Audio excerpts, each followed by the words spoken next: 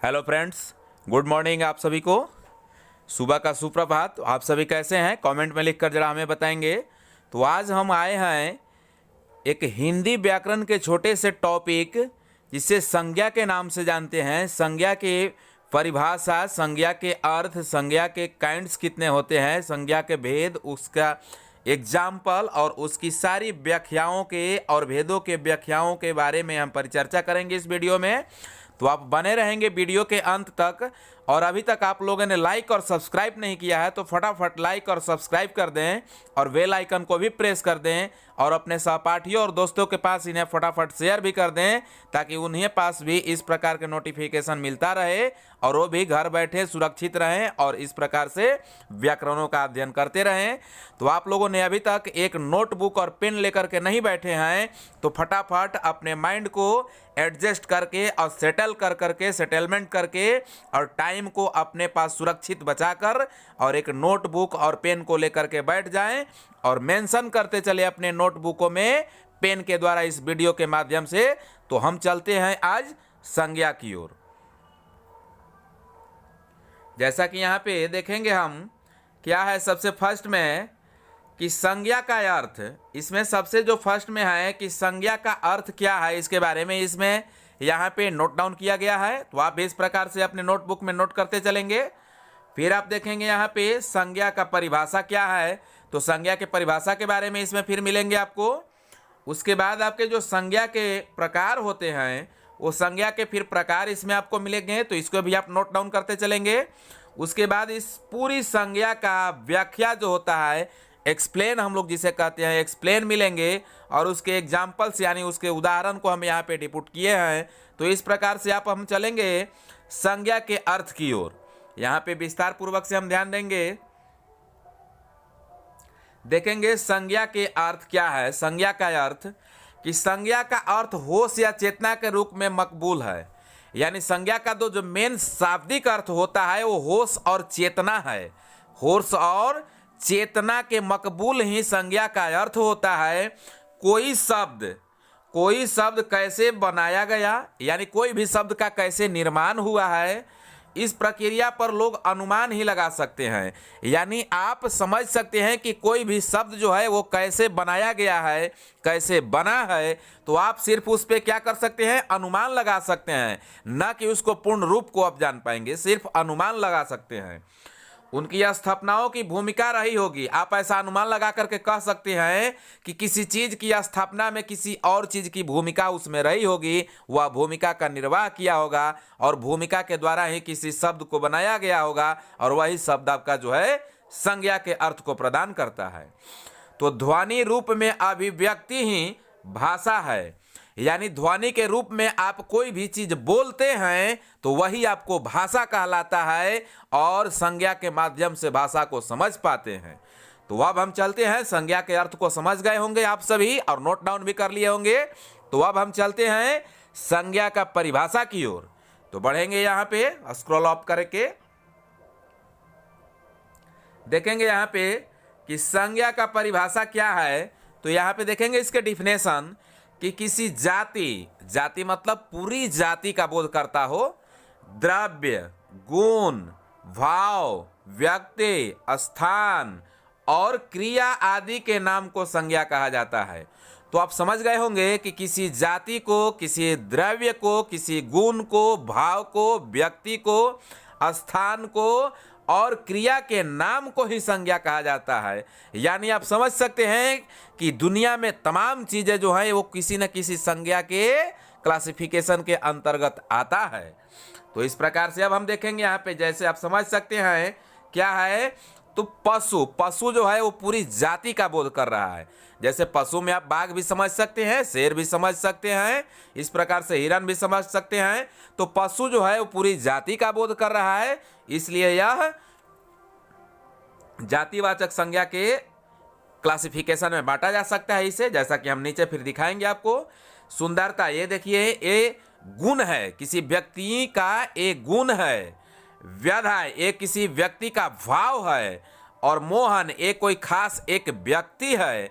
और दिल्ली कोई एक स्थान है, जो एक व्यक्तित्व का स्थान है, जो किसी खास एक चीज का स्थान है। मारना एक यह क्रिया है।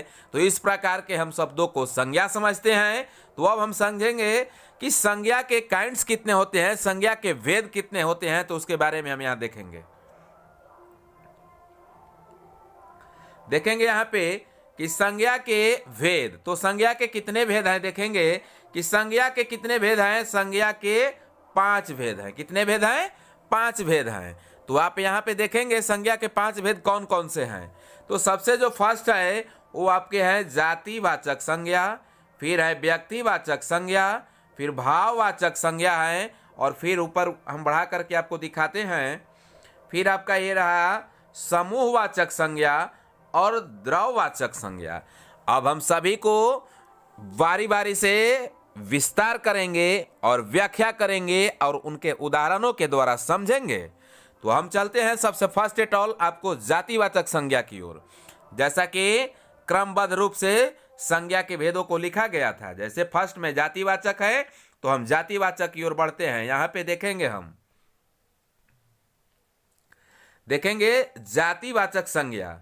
जातिवाचक संज्ञा क्या है, किसको कहते हैं, हम लोग समझेंगे इस परिभाषा के द्वारा कि जो संज्ञा शब्द किसी जाति का बोध करवाता हो, यानी वैसे संज्ञा का शब्द जो पूरी जाति का बोध करवाता हो, वह जातिवाचक संज्ञा कहलाता है। यानी जिससे पूरी जाति का बोध होगा वही आपका जातिवाचक संज्ञा कहलाता है। जैसे देखेंगे लड़का, तो लड़का में ऐसा नहीं है कि मोहन लड़का है तो अलग है और सोहन लड़का है तो अलग है। ये सभी लड़का को बोध कर रहा है, चाहे मोटा लड़का हो, पतला हो, मोहन हो, सोहन हो, कमजोर हो, दुबला हो, सुंदर हो, सभी लड़का को इंडिकेट कर रहा है। ये पूरी जाति को लड़का का इंडिकेट कर रहा है, इसलिए यह जातिवाचक संज्ञा है। लड़की भी वही बात है, आप देख सकते हैं लड़की एक किसी खास लड़की का बोध नहीं कर रहा है, पूरी लड़की जाति का बोध कर रहा है, इसलिए यह जातिवाचक संज्ञा है। नदी भी यहाँ पे कोई खास एक नदी का नाम नहीं है। जैसे अगर आपका यमुना रहता तो यह आपका व्यक्तिवाचक हो जाता, लेकिन नदी में सभी नदी आ जाएंगे, गंगा नदी, ब्रह्मपुत्र नदी, कृष्णा, कावेरी, सभी सोन नदी, तो सभी नदी आ जाएंगे, इसलिए सभी मिल गए हैं तो ये जाति भर का बोध करता है, इसलिए जातिवाचक संज्ञा है। पर्वत में आप देखेंगे, पर्वत में सभी पर्वतों इसी में आ जाएंगे, माउंट एवरेस्ट भी इसी में आ जाएंगे, सागरमाथा इसी में आ जाएंगे।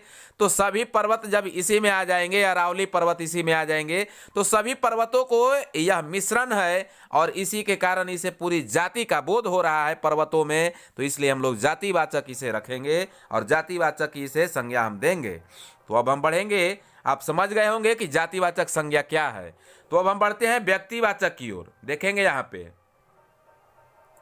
व्यक्तिवाचक संज्ञा क्या है, देखेंगे, ध्यान देंगे कि वह शब्द जो किसी एक व्यक्ति का, ध्यान देंगे, वस्तु यानी कि एक वस्तु का, स्थान यानी किसी एक स्थान का आदि का बोध करवाता है, उसे ही व्यक्तिवाचक संज्ञा कहते हैं। यानी कि जो शब्द किसी खास एक व्यक्ति का, किसी एक वस्तु का, कोई भी एक स्थान को बोध करवाता है, उसी को हम लोग व्यक्तिवाचक संज्ञा कहते हैं। तो आप यहाँ पे देख सकते हैं, आप यहाँ पे आसानी पूर्वक से देख सकते हैं क्या, जैसे में कि राम, तो राम किसी एक खास व्यक्ति का नाम है, इसलिए यह व्यक्तिवाचक संज्ञा है। श्याम किसी एक खास व्यक्ति का नाम है, किसी खास एक लड़का का नाम है, तो यह आपका व्यक्तिवाचक संज्ञा हुआ। और यहाँ टेबल देखेंगे, एक कोई खास टेबल है, कुर्सी है, कार है, दिल्ली है, मुंबई है, ये सभी कोई खास एक चीजों का नाम है, इसलिए यह एक व्यक्तिवाचक संज्ञा में इसे क्लासिफिकेशन करके रखा गया है। क्योंकि मुंबई दो नहीं है, दिल्ली दो नहीं है, और कार किसी एक कार का बोध किया जा रहा है, कार किस नाम है, और कुर्सी भी किसी एक कुर्सी को इंडिकेट कर रहा है, टेबल भी कोई एक टेबल का इंडिकेट कर रहा है, इसलिए यह व्यक्तिवाचक संज्ञा कहलाता है। तो अब हम बढ़ेंगे इसे आगे, देखेंगे यहाँ पे भाववाचक संज्ञा की ओर ध्यान देंगे। भाववाचक संज्ञा क्या है, तो जिन संज्ञा शब्दों से पदार्थों की अवस्था, देखेंगे जिन संज्ञा शब्दों से पदार्थों की अवस्था, उसके गुण और दोष, धर्म, दशा आदि का बोध हो, वह भाववाचक संज्ञा कहलाता है। यानी कि जिन संज्ञा शब्दों से पदार्थों की अवस्था की पता लग जाए, उसके गुण दोष को पता लग जाए, किसी व्यक्ति के धर्म को पता लग जाए, उसकी दशा को पता लग जाए, ये सभी जो हैं भाववाचक संज्ञा के अंतर्गत आते हैं। जैसे आप यहाँ पे देखेंगे, बुढ़ापा है। क्या है? बुढ़ापा। बुढ़ापा जो है वह एक अवस्था है। जैसे आप अभी बच्चे हैं या जुआ हैं, तो कभी आपकी भी अवस्था बुढ़ापे की ओर जाएगी तो आप बुढ़ापा हो जाएंगे। तो बुढ़ापा जो है यह किसी अवस्था की ओर इंडिकेट कर रहा है। देखेंगे मिठास, यह किसी चीज को मीठा यानी कि गुण को इंडिकेट कर रहा है। जैसे मिठाई जो है मिठास है, तो यह किसी का गुण है। अब यहाँ देखेंगे, यहाँ पे क्या है? क्रोध। तो क्रोध जो है आपका क्या है? दशा है। क्या है? दशा है। हर्ष जो है क्या है? आपकी दशा है। यौवन जो है वो आपका क्या है? दशा है। बालपन जो है आपका क्या है? दशा है। और मोटापा जो है आपका क्या है? एक अवस्था है। तो इस प्रकार आप समझते हैं गुण, दोष, दशा, धर्म को। इस तरह के सभी शब्द जो हैं वे भाववाचक संज्ञा के अंतर्गत आते हैं। तो अब हम चलेंगे समूहवाचक संज्ञा की ओर। अब देखेंगे यहाँ पे समूहवाचक संज्ञा क्या है कि जिन संज्ञा शब्दों से किसी एक व्यक्ति का बोध न होकर, देखेंगे यहाँ पे न होकर है, पूरे समूह या समाज का बोध हो, वह समूहवाचक संज्ञा कहलाता है। यानी कोई खास एक व्यक्ति का बोध न हो करके पूरी समाज का बोध होगा, पूरे समूह का बोध होगा, वही आपका समूहवाचक संज्ञा कहलाता है। तो जैसे देखेंगे यहाँ पे सेना। सेना ये किसी कोई खास एक व्यक्ति नहीं है। सेना में बहुत सारे सेना होते हैं। सेना हमेशा समूह में होता है। सेना ये प्लुरल नाउन है, तो इसलिए यह जो है समूहवाचक संज्ञा के अंतर्गत आता है। सिपाही कोई खास एक सिपाही नहीं होता है। सिपाही में बहुत सारे सिपाही होते हैं, इसलिए पूरी समूह का ये बोध करता है, इसलिए यह समूहवाचक संज्ञा है। पुस्तकालय, पुस्तकालय में कोई खास एक पुस्तक नहीं होता है, उसमें बहुत सारे पुस्तक होते हैं, इसलिए पूरी ये समूह का बोध कर रहा है। आप इसी प्रकार से दल, समिति, आयोग को समझ सकते हैं। तो ये सभी समूहवाचक संज्ञा के उदाहरण थे, जिससे पूरी क्या होगी? पूरी समूह का बोध कराएगा, पूरे समाज का बोध होगा, वही आपका समूहवाचक संज्ञा कहलाएगा। तो अब हम चलेंगे द्रववाचक संज्ञा की ओर। द्रववाचक संज्ञा की ओर यहाँ पे ध्यान देंगे। द्रववाचक संज्ञा क्या है? देखेंगे कि जिस संज्ञा शब्दों से, यानी कि जिस संज्ञा शब्दों से किसी धातु, द्रव्य, सामग्री, पदार्थ आदि का बोध हो, उसे द्रववाचक संज्ञा कहते हैं। आप यहाँ पे देखेंगे द्रववाचक संज्ञा कहते हैं। जैसे यानी आप समझ सकते हैं इसमें कि किसी धातु का बोध होगा, द्रव का बोध होगा। द्रव मतलब समझते ही हैं, ठोस द्रव। द्रव आपको याद हो गया होगा, साइंस में आप पढ़े होंगे। तो ठोस एक होता है, एक द्रव होता है और एक गैस होता है। तो आप द्रव समझ गए होंगे। यानी यहाँ पे सामग्री पदार्थ का बोध होता है। द्रव मतलब आप उसको लिक्विड भी समझ सकते हैं। तो इसी को हम लोग द्रववाचक संज्ञा कहते हैं। जैसे आप गेहूं, माने आप समझ सकते हैं कि जिसे हम लोग नाप या तौल सकते हैं, वही आपका द्रववाचक संज्ञा कहलाता है। तो गेहूं को आप वजन कर सकते हैं, चावल को आप वजन कर सकते हैं, घी को आप वजन कर सकते हैं, सोना को भी वजन कर सकते हैं, चांदी को भी वजन कर सकते हैं। अगर इसमें आप दूध भी लिख देंगे तो दूध को आप माप सकते हैं। तो ये सभी जिसको मापा या तौला जा सके, वही आपका द्रववाचक संज्ञा कहलाता है। या जिस संज्ञा शब्दों से किसी धातु, द्रव, सामग्री, पदार्थ आदि का बोध हो, जिसे हम माप सके और तौल सके, वही आपका द्रव्यवाचक संज्ञा कहलाता है।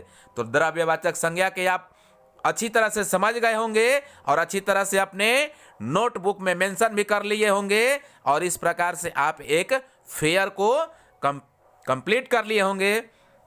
तो इस प्रकार से ये संज्ञा के सभी व्याख्यान और उदाहरण और डिफिनेशन और उनके अर्थ अब समाप्त होता है।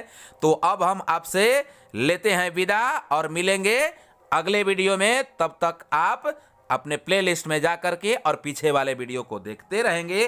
तो अब हम लेते हैं आपसे विदा।